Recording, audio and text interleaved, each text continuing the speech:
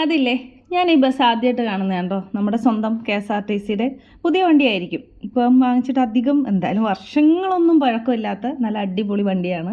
കാണാനൊക്കെ എന്ത് ഭംഗിയുണ്ടല്ലേ.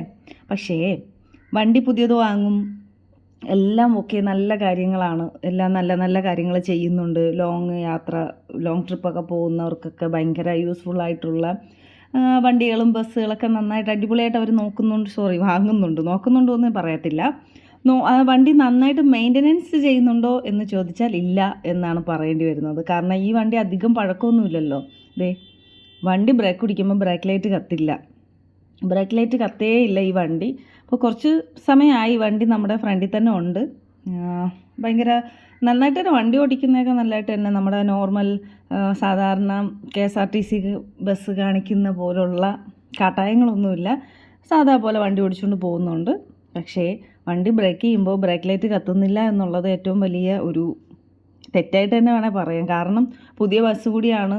പുതിയ വണ്ടി ഇങ്ങനെയാണെങ്കിൽ പഴയ വണ്ടിയുടെയൊക്കെ അവസ്ഥകൾ എന്താവും? ഈ പുതിയത് വാങ്ങിയാൽ മാത്രം പോരല്ലോ, അതിൻ്റെ മെയിൻ്റനൻസും ബാക്കി കാര്യങ്ങളും കൂടെയൊക്കെ ചെയ്യണ്ടേ കറക്റ്റായിട്ട്. അപ്പോൾ ഇതിൻ്റെ ബ്രേക്ക് ലൈറ്റ് കത്തുന്നില്ല എന്നുള്ളതാണ്, അത് പറയാനാണ് ഞാൻ ഈ വീഡിയോ എടുത്തത്. കുറേ സമയം നോട്ട് ചെയ്തിട്ടാണ് എടുത്തത്. അപ്പോൾ ഇത്രയേ ഉള്ളൂ, ബൈ.